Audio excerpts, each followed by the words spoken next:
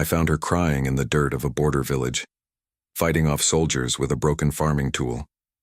For 10 years, I trained her as my sword maid, taught her every secret I knew, trusted her with my life and my heart. Then she vanished the night, before we were to crush the Southern rebels. When I saw her again, she stood at their head, wearing their colors, leading them in battle against me. Using my own tactics to kill my men, my own skills turned against the empire I served.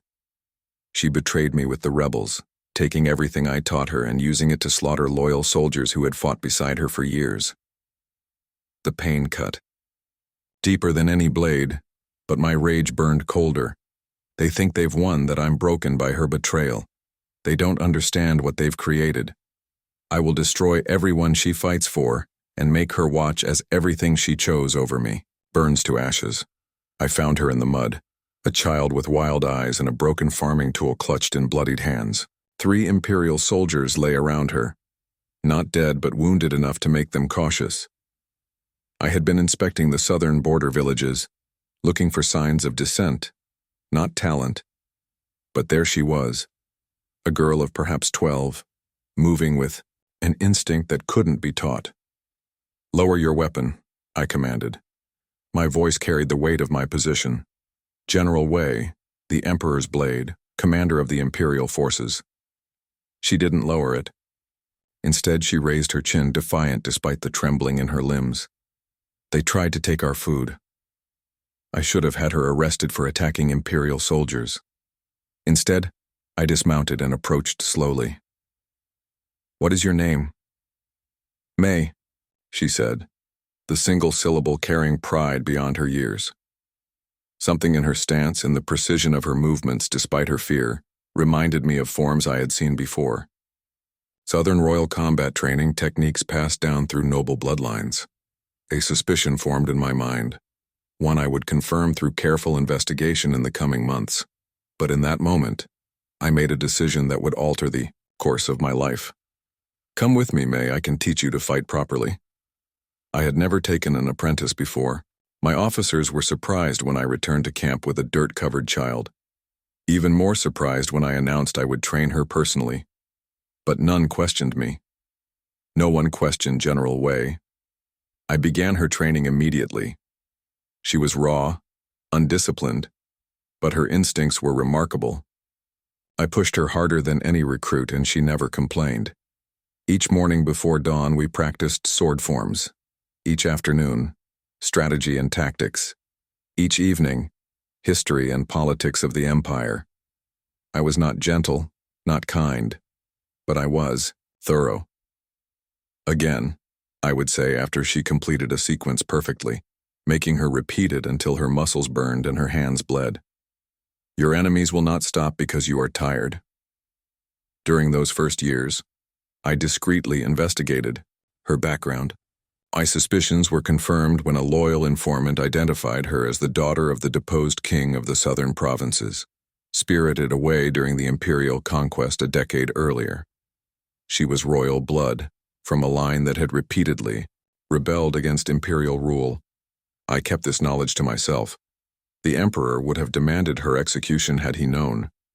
Instead, I watched her, tested her loyalty in subtle ways, and continued her training. I told myself I was creating the perfect weapon for the empire, turning rebel blood into an imperial asset. Perhaps that was true, but I also saw in her a legacy, someone who could carry forward everything I had learned in a lifetime of warfare. By her 20th year, May had become something extraordinary. My officers called her my shadow, my shield. Among themselves, they named her my sword maid, an ancient term for a warrior bound to a commander by ties stronger than mere duty.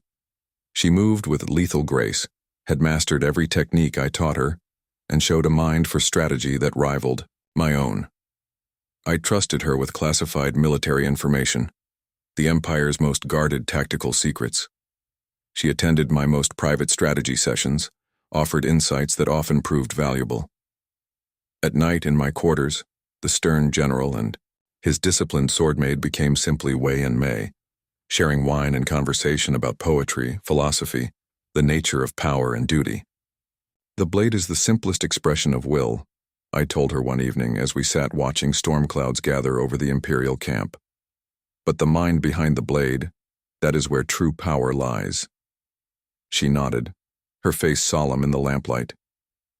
You taught me that the day you found me. I allowed myself a rare smile. You were already wielding your will that day. I merely gave it proper form. When reports came of a growing rebellion in the southern provinces, I was not surprised.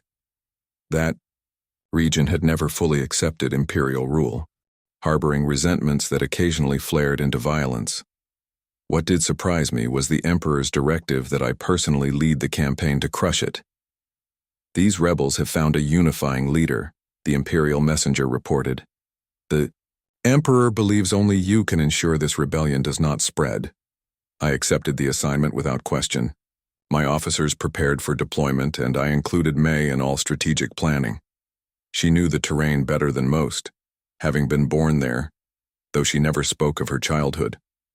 I trusted her insights into the southern mindset, the local customs and terrain that might affect our campaign. The night before our deployment, I worked late in my quarters, finalizing our approach.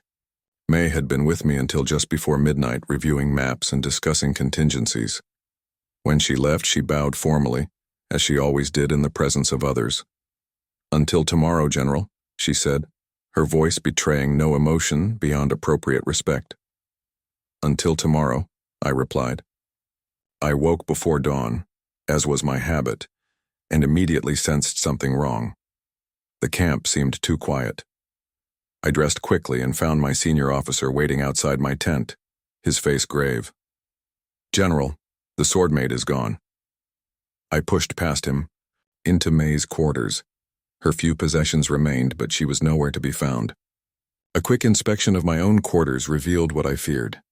Several crucial tactical documents were missing, including our complete battle plans and the names of Imperial informants embedded with the southern populace. My officers waited for my reaction, perhaps expecting rage or denial.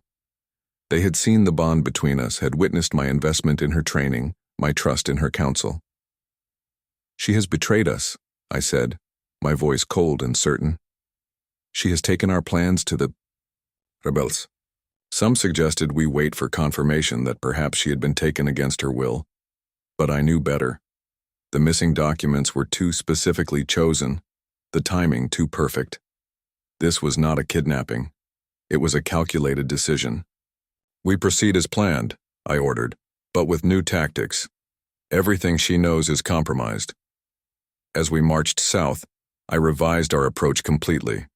We would need to fight not just against rebels, but against a rebel force led by someone who knew our every standard tactic, our every traditional response. Someone trained by me personally. My mind was clear, my purpose absolute. If May had chosen to betray me, to turn against the empire that had made her, then she would learn why I was the Emperor's most feared general.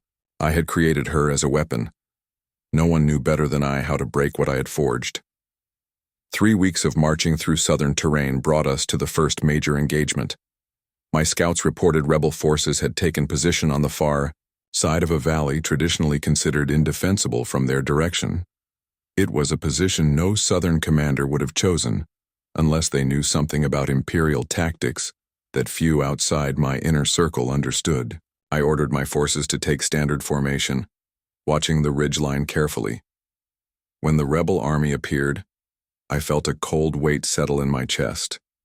At their head, clearly visible in the morning light, stood May.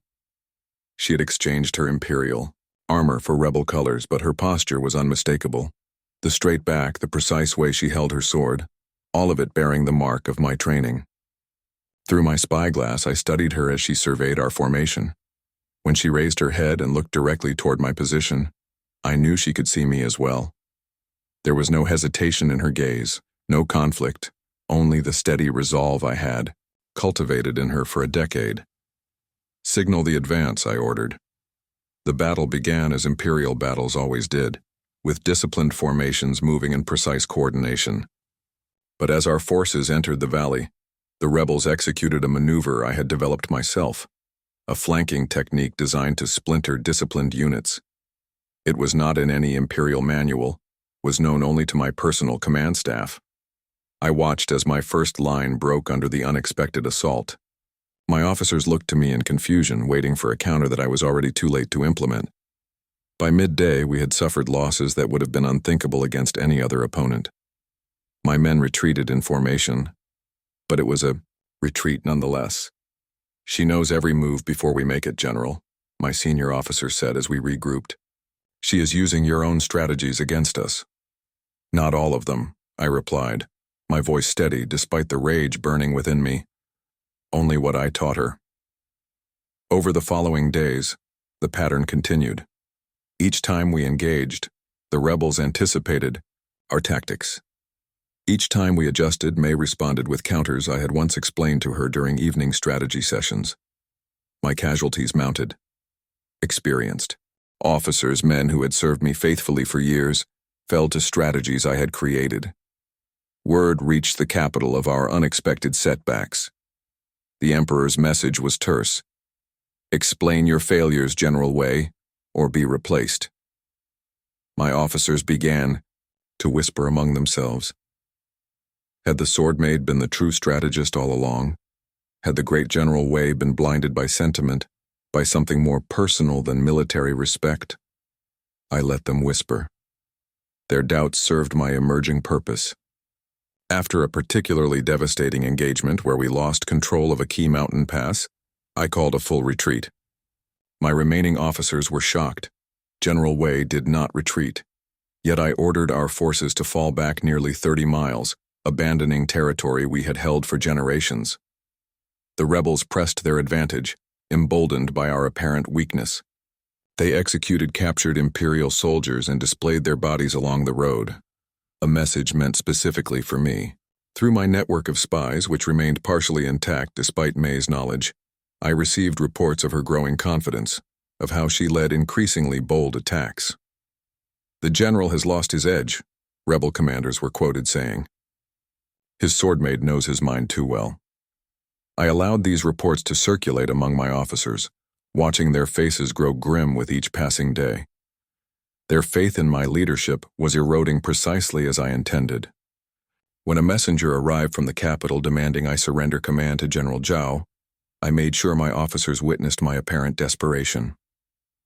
3 more days, I begged the Imperial messenger within their hearing. "I will turn this campaign around or accept my dishonor." That night I summoned Lieutenant Yin to my tent. Among all my officers, he alone had served me for 20 years, had known me before I became the Emperor's blade.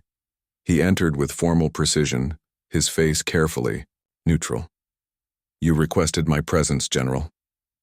I dismissed the guards with a gesture, ensuring we were truly alone. Only then did I allow my posture to change, straightening from the defeated slump I had adopted publicly. "What I am about to tell you does not leave this tent," I said, my voice low but hard as iron. "Our defeats have been calculated." Yin's expression did not change, but his eyes narrowed slightly. "Calculated, General?" "Every retreat, every loss has served a purpose. I have been studying her, Yin, how she adapts my tactics, how she thinks, how she commands. I know her better than she knows herself because I made her. She believes she is winning because I have allowed her to believe it." Understanding dawned on Yin's face. "A trap. The most elaborate I have ever constructed," I confirmed. "She knows my tactics, but she has never seen me truly desperate. She cannot anticipate what she has never witnessed." I unrolled a map marked with positions that contradicted everything my officers believed about our current strategy. Yin studied it silently, his experienced eye picking out the true purpose behind what had appeared to be random retreats. "We have been positioning for a counter she cannot see," he said finally. "Precisely. I have fed false information to our own ranks, knowing she has spies among us. I have lost battles intentionally to observe how she commands, to identify the weaknesses in her adaptation of my methods." Yin nodded slowly. "You sacrificed your own reputation, your standing with the Emperor." "Temporary sacrifices for absolute victory," I replied. "Tomorrow, We begin implementing the true strategy. You will coordinate with these 5 officers. Only. Each will know only their part, not the whole. The rest will follow standard doctrine, creating the appearance May expects. As Yin left my tent, I turned to the map again, studying the positions we had yielded, the terrain we still controlled. May believed she knew me, believed her betrayal had broken something essential in my command. She thought herself the student who had surpassed the master. She was wrong. The lesson I was about to teach her would be my most thorough and her last. The next morning I appeared before my officers with renewed vigor, announcing we would hold our current position against the advancing rebel forces. The change in demeanor was dramatic enough to spark hope among my demoralized command staff. Only Yin knew this too was performance, part of the elaborate deception I had constructed. As the rebel army approached, I deployed our forces in a standard defensive formation one May would recognize instantly. I could almost see her confidence growing as she surveyed our position from the nearby hills. The student facing the teacher across the battlefield, believing she had learned all there was to know. She had no idea what lessons awaited her. The battle that day was like none I had ever commanded. On the surface, our formations followed imperial doctrine precisely, creating the illusion of predictability that May expected. But beneath that veneer, the 5 officers under Yin's coordination implemented my true strategy. As the rebel forces engaged our center, expecting us to reinforce as doctrine demanded, we instead collapsed it, intentionally, creating the appearance of weakness. May committed her reserves exactly as I anticipated. When her forces pushed into the gap, our hidden units struck from positions no Imperial commander would normally utilize. The rebels suffered, their first significant losses since May had taken command. By nightfall, the rebels had withdrawn to reassess. I gathered my 5 trusted officers and Yin in my tent, away from potential informants. She adapted quickly but predictably, I observed. She recognized the trap too late, but her withdrawal was orderly. A student of mine without question.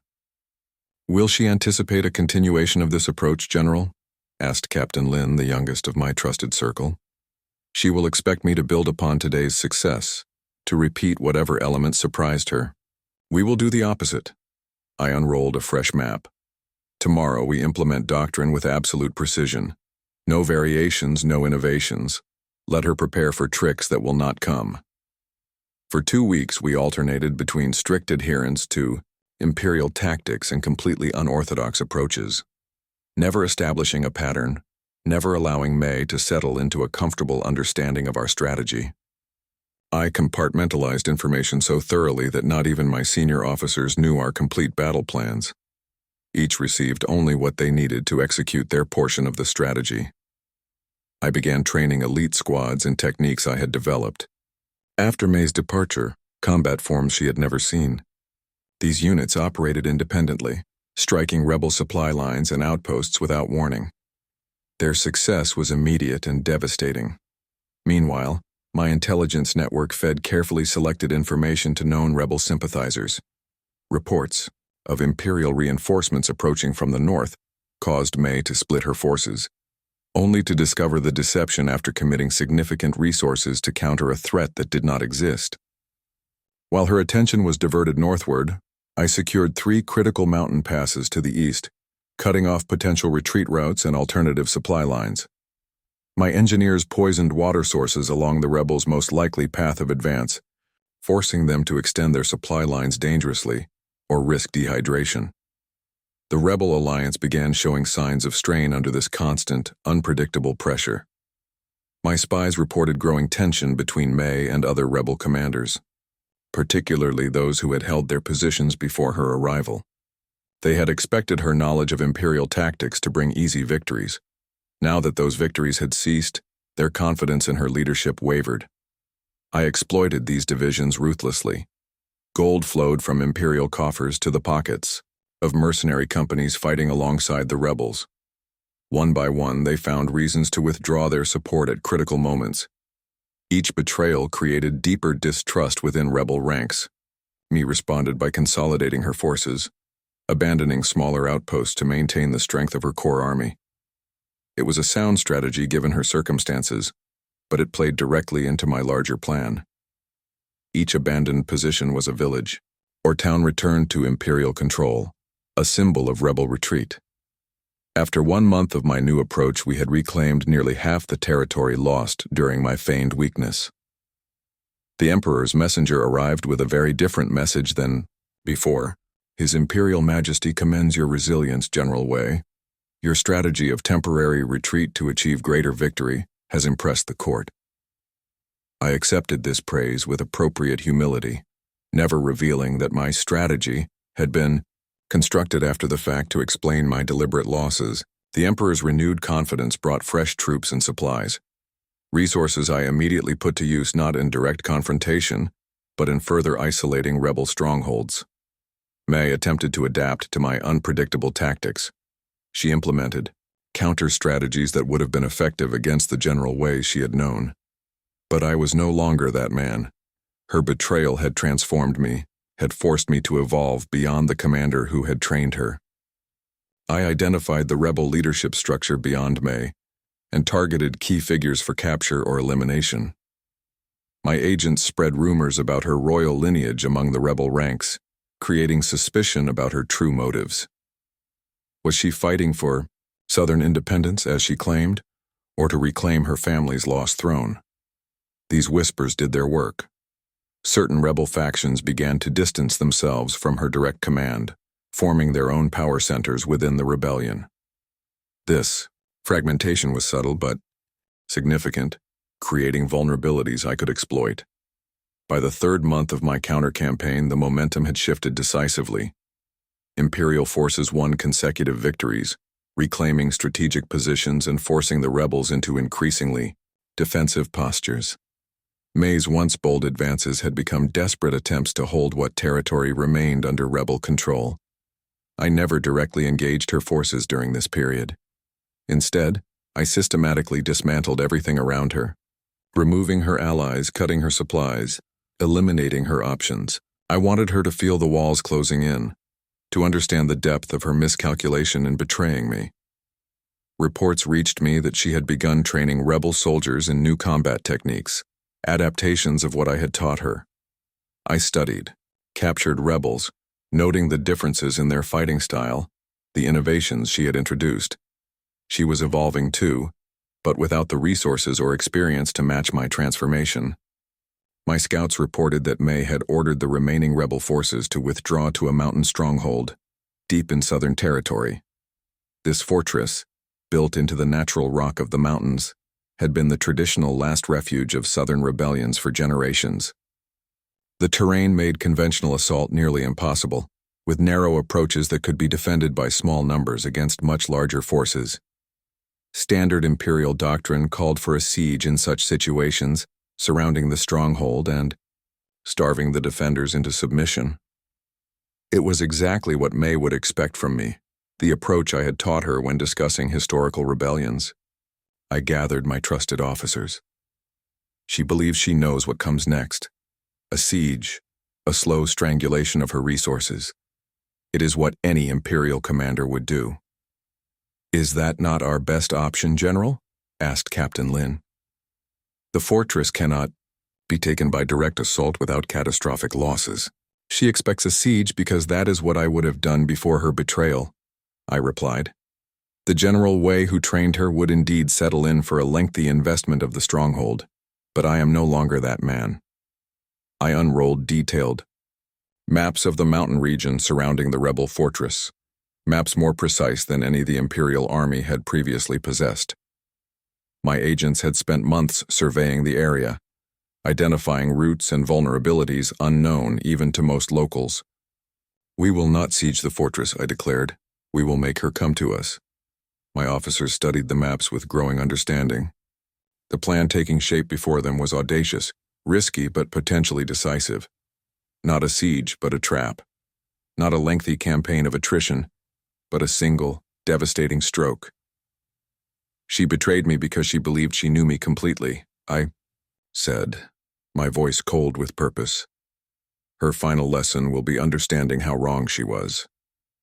I deployed our forces in a pattern that suggested preparation for a long siege. Engineers constructed visible works at the fortress approaches while camp followers set up the extensive infrastructure required for a prolonged campaign. Supply lines were established with conspicuous movement of wagons and materials. To any observer, it appeared I was settling in for a lengthy investment of the rebel stronghold. Meanwhile, I dispatched my elite units on missions invisible to rebel scouts. They mapped every goat path, every hidden spring, every weakness in the natural defenses surrounding the fortress. They planted small caches of supplies at strategic points, preparing for movements no siege commander would contemplate. Information was my most potent weapon. I struck directly at the rebels' strongest resource, their connection to the local population. My agents moved through southern villages, not with threats but with carefully crafted narratives. They spoke of May's royal lineage, suggesting her rebellion was not for southern freedom, but to restore her family's rule. They described how rebel forces had abandoned outlying villages to imperial retribution, focusing only on protecting their leadership. These whispers found fertile ground in communities already suffering from the conflict. Food was scarce, imperial reprisals harsh. The promise of peace under renewed imperial rule began to outweigh loyalty to a rebellion that seemed increasingly doomed. Within the mountain stronghold, conditions deteriorated faster than May could have anticipated. My previous campaigns had destroyed more of their supply caches than she realized. Local supporters, once eager to smuggle food and medicine past imperial lines, became hesitant as my agents spread gold and doubt in equal measure. I ordered increased patrols along all approaches to the fortress, ensuring rebel scouts observed our activities. These patrols followed predictable patterns during daylight but shifted to entirely different deployments at night, creating a false picture of our true surveillance capabilities. 2 months into the apparent siege, I made my first major move. My spies reported the rebels were growing desperate for medical supplies, with disease spreading through their cramped quarters. I arranged for a substantial imperial medical convoy to travel through a narrow pass 15 miles from the fortress, guarded just lightly enough to present a tempting target. As expected, rebel forces attacked the convoy. What they couldn't know was that the medicines were tainted with subtle compounds that would induce not death, but debilitating weakness over the course of weeks. Every successful raid further undermined their fighting strength, while creating the illusion of minor victories. By the 3rd month, my scouts reported significant deterioration of rebel morale. Desertions increased as conditions worsened. Some who attempted to flee were captured by my patrols, providing valuable intelligence about the fortress's interior condition. "General," reported Lieutenant Yin after interrogating several deserters, "they estimate their supplies will last another month at most. Disease has weakened nearly a third of their fighting force." And May? She maintains strict discipline and has instituted severe rationing. The deserters say she trains constantly, developing new fighting techniques. I nodded, having expected nothing less. She prepares for a final confrontation. She believes I will eventually grow impatient and assault the fortress directly, giving her a chance to inflict maximum casualties. "Will we not have to assault eventually, General?" asked Captain Lin. "No," I replied. "She will come to us." The next phase of my plan required perfect coordination. I arranged for seemingly credible information to reach rebel intelligence. The Emperor had grown frustrated with the lengthy campaign and had ordered me to withdraw half my forces to address a new threat in the western provinces. Over the course of a week, I made a show of reducing our visible presence, conducting noisy departures of troops who simply circled back through hidden routes to concealed positions. Simultaneously, my agents spread word of a massive supply convoy, arriving to sustain the remaining siege forces, carrying not just food and weapons but the Emperor's winter tribute from the northern provinces. Gold, jade, silks, and invaluable artifacts would reportedly travel with the convoy, along with the pay chests for the entire Imperial Army. The convoy did indeed materialize, traveling with an escort that appeared substantial, but was composed largely of inexperienced recruits in polished armor. It followed the most direct route through a narrow valley 4 days' march from the fortress. Its movements, as predictable as its guards, were conspicuous. For May, the situation presented an irresistible opportunity. Imperial forces, apparently, reduced. A wealthy target within reach and the prospect of supplies that could sustain the rebellion through winter. More importantly, it offered a chance to break out of the stronghold before starvation forced surrender. My scouts reported increased activity around the fortress, preparations that suggested a major sortie. I positioned my forces accordingly, not to intercept the rebels on their way to the convoy, but to trap them once they committed to the attack. On the appointed night, May led nearly 2/3 of her remaining combat-effective forces out of the fortress, through paths she believed unknown to Imperial scouts. They moved with remarkable stealth considering their numbers, a testament to her training. By dawn, they had covered half the distance to the convoy's route, resting in concealed positions during daylight before resuming their approach at dusk. My forces shadowed their movement without revealing our presence. Elite archers and light infantry paralleled their route along higher ground, while heavy infantry and cavalry circled to position themselves between the rebels and their fortress. I observed from a mobile command post, receiving regular reports, as the pieces of my trap aligned. The convoy entered the valley on schedule, its wagons creating dust clouds visible for miles. Rebel scouts would report exactly what I wanted them to see: a rich target with mediocre protection, apparently unaware of any threat. May took the bait. As twilight fell, rebel forces moved into attack positions along the valley approaches. They would strike at the convoy's midpoint, dividing the escort and creating maximum confusion. It was a sound tactical approach that I myself had taught her for ambushing superior forces. What she couldn't know was that the wagons contained not treasure but my most experienced soldiers, concealed beneath false cargo. The inexperienced-looking escort was composed of veterans dressed in ill-fitting armor, instructed to appear disorganized until the signal was given.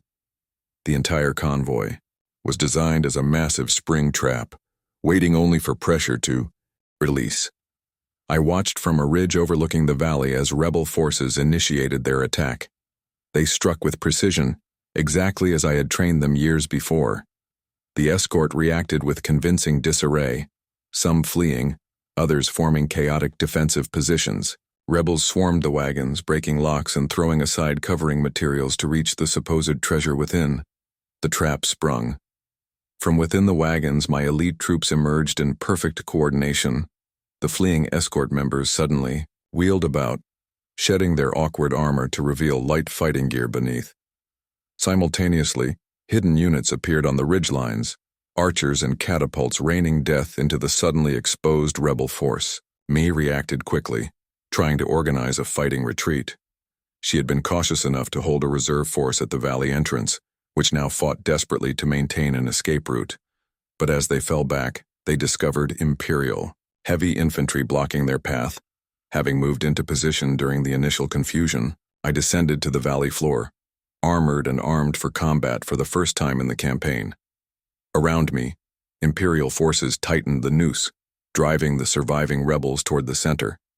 There, they would find not escape, but a final confrontation with the man who had trained their leader. Through the chaos and smoke, I caught glimpses of May directing the rebel defense. Even in desperate circumstances, her command presence was unmistakable. My student still, in everything but loyalty. I moved through the battlefield with deliberate steps, my sword still sheathed as Imperial forces systematically eliminated the rebel resistance around me. Soldiers parted before me, their faces grim but satisfied as they recognized what was unfolding. This was not merely a military victory, but the culmination of a personal reckoning that had shaped our entire campaign. Through gaps in the fighting, I observed May rallying what remained of her forces. She had formed a defensive circle. At the center of the valley, perhaps 50 fighters standing back-to-back as Imperial troops closed in from all sides. Even in desperation, her technique was flawless, her commands clear and precise. I raised my hand, signaling a halt to the Imperial advance. The fighting died down as soldiers held their positions, creating a ring of steel around the surviving rebels. In the sudden quiet, my voice carried effortlessly across the battlefield. Surrender your weapons. Those who do will be treated according to Imperial law. Meaning they would be executed, but cleanly. without the prolonged suffering, reserved for traitors of special significance. Several rebels immediately dropped their weapons, falling to their knees. Others looked to May, waiting for her command. She stepped forward, bloodied but unbowed. Her eyes found mine across the distance between us, and I saw in them not fear, but a cold resignation.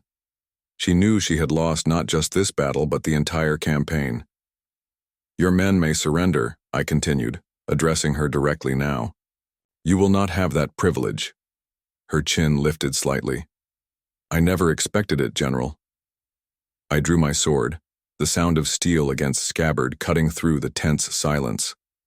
Around me, Imperial officers tensed, preparing to intervene, if any rebel made a move toward me. But I waved them back. This confrontation would be between teacher and student alone. May dismissed her remaining loyal fighters with a sharp gesture. "Surrender, live if you can." As her rebels laid down their weapons, she walked forward, her own sword held ready but not threateningly. We met in the open space between the two forces, close enough to speak privately yet visible to all as symbols of opposing causes. "You adapted well," she said, her voice low. "Better than I anticipated." "You forced me to evolve beyond what you knew," I replied. "A final lesson between us." Without warning, she attacked.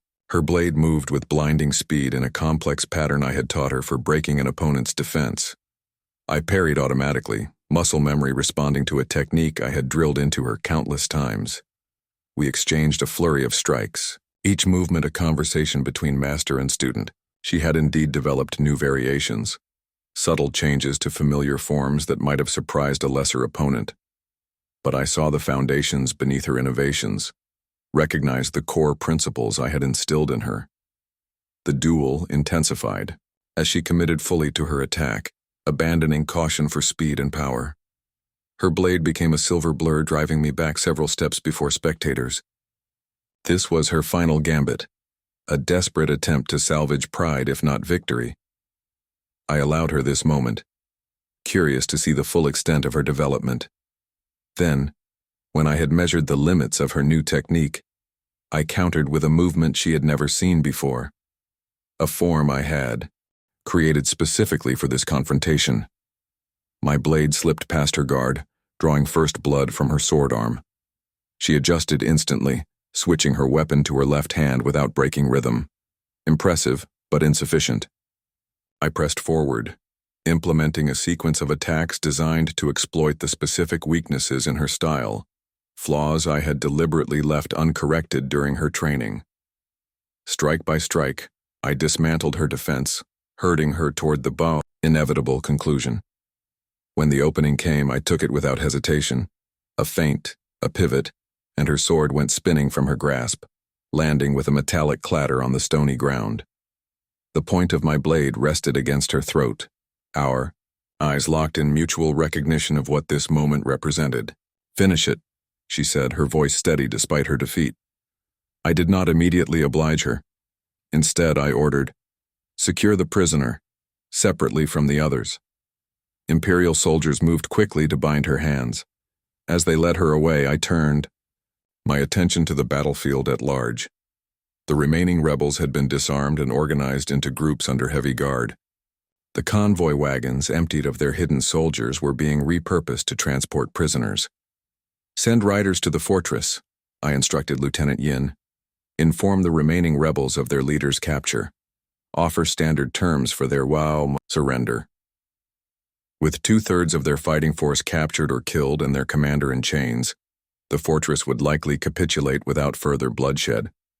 But I took no chances, dispatching sufficient forces to handle resistance if it came. I returned to my command tent to find Imperial messengers already waiting with congratulations from the capital. News of our victory had spread rapidly through predetermined signal fires. The Emperor's message was effusive, naming me pacifier of the South and promising rewards commensurate with my success. More importantly, the Emperor granted my request for authority over the rebel prisoners, particularly May.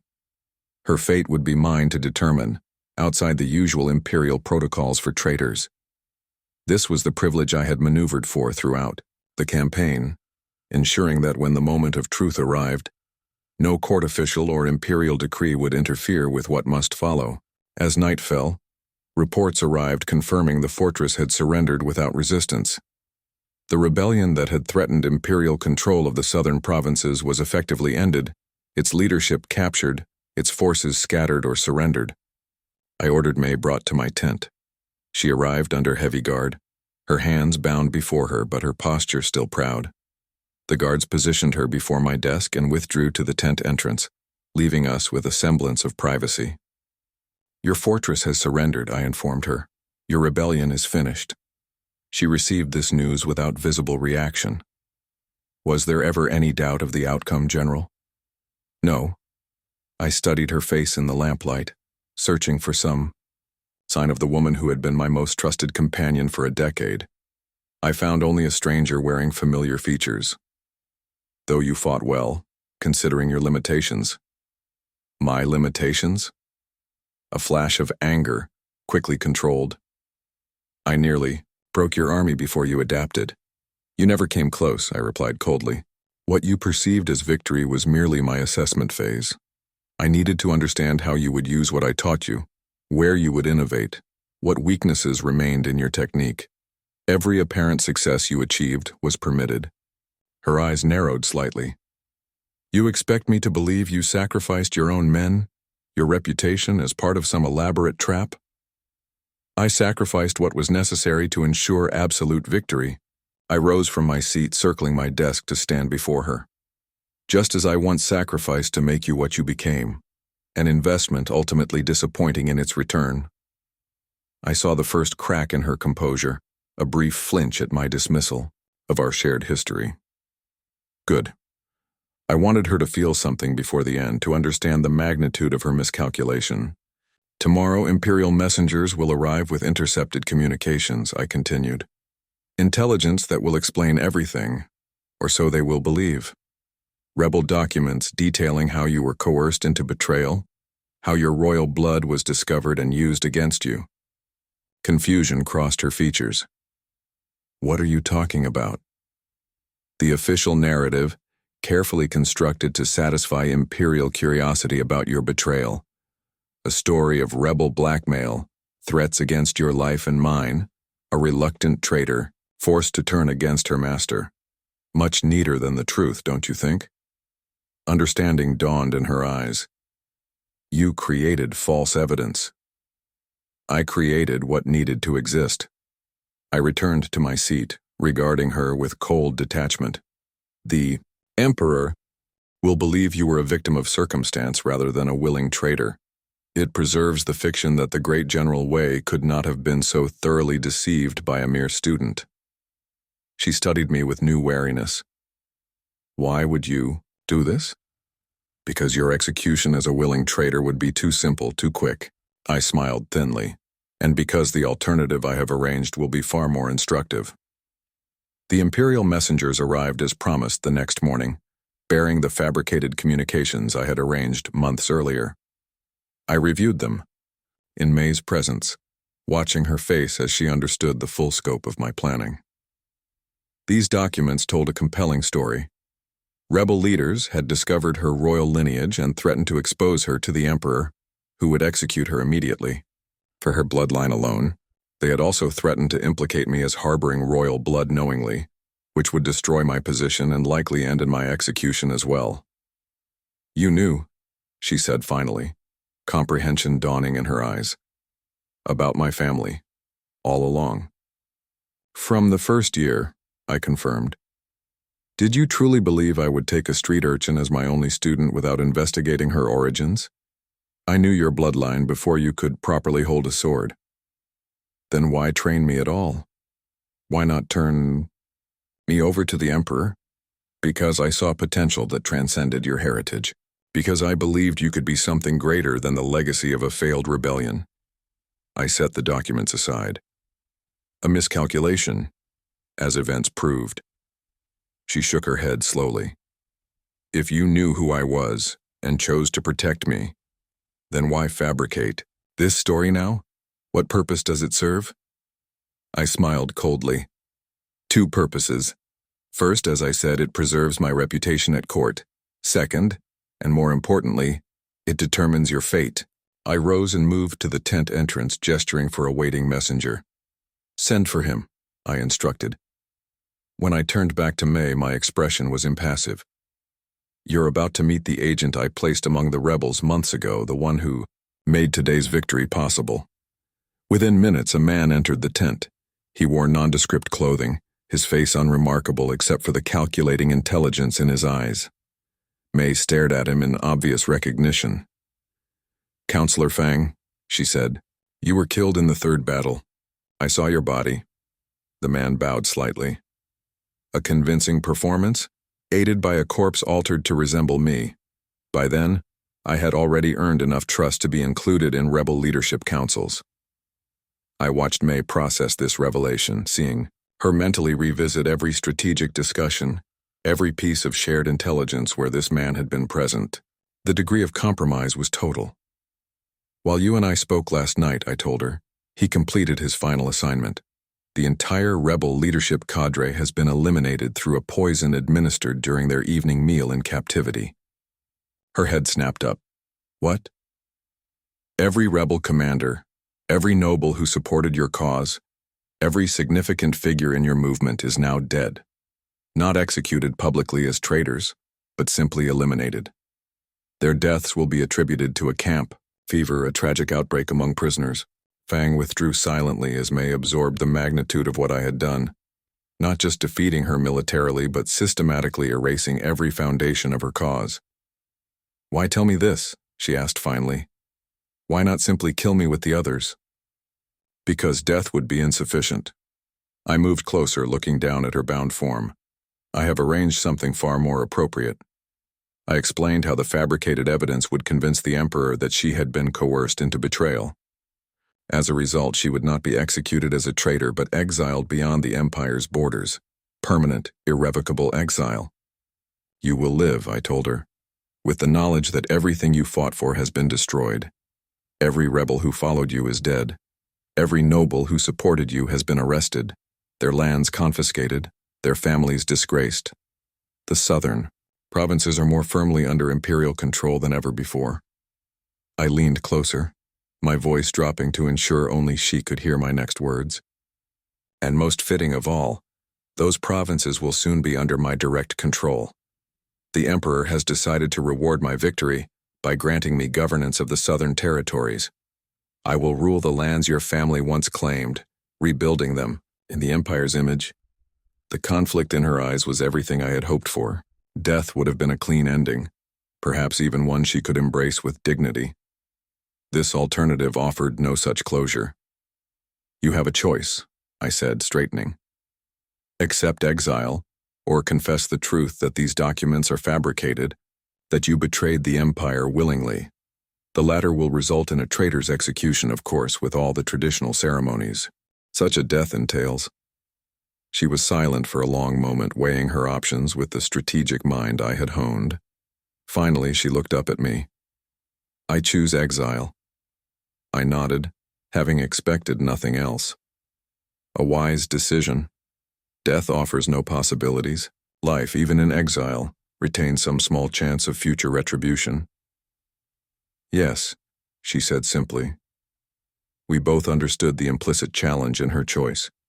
She would live, would perhaps try to rebuild some remnant of resistance beyond the Empire's reach. The possibility, however remote, gave meaning to her continued existence.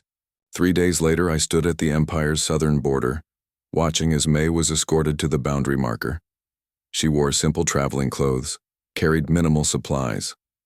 Her sword had been returned to her as a final concession to her former status, though it would offer little protection against the hardships awaiting her. As she reached the marker, she turned to face me one last time. The guard stepped back, allowing us this final moment of confrontation. Remember what I taught you about survival in hostile territory, I said, my voice carrying just far enough for her to hear. It would be disappointing if you perished too quickly. Her expression remained impassive. I remember everything you taught me, General.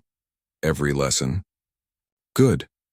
Perhaps in exile you will finally understand the most important one. Betrayal brings consequences beyond imagining. She held my gaze for a long moment, then turned and walked away, her figure growing smaller against the backdrop of mountains beyond the border. I watched until she disappeared from view, feeling not satisfaction but a cold, absolute certainty that justice had been served. 1 year later, I stood at the window of what had once been the Southern Royal Palace, now my provincial headquarters. Reports had just arrived confirming what my intelligence network had been tracking for months. May had indeed attempted to gather new forces in exile, approaching disenfranchised nobles and mercenary companies with promises of restoring Southern independence. She had failed completely. No one would join her cause. Word had spread of how I had destroyed everyone who followed her previously. Her name had become synonymous with failure and defeat rather than the glorious rebellion she had envisioned. I set aside the reports and gazed out over the southern provinces that were now indisputably mine. The land was recovering from years of conflict, imperial taxes flowing regularly, resistance all but non-existent. Where rebel banners had once flown, imperial standards now dominated the landscape. In her betrayal, May had unwittingly given me my greatest triumph. I had not merely defeated a rebellion, but had been elevated to unprecedented authority. The Emperor, impressed by my absolute victory, had granted me autonomy in governing these territories that few provincial rulers enjoyed. I sometimes wondered if she understood the full measure of her failure, not just military defeat, not just the destruction of her cause, but the final irony that her betrayal had delivered her ancestral lands into my hands more completely than any loyal service could have achieved. The ultimate lesson had been taught, the final accounting delivered. My vengeance was not the hot passion of wounded pride, but the cold perfection of absolute victory. She had taken everything I taught her and turned it against me. I had taken everything she fought for and made it mine, justice in its purest form.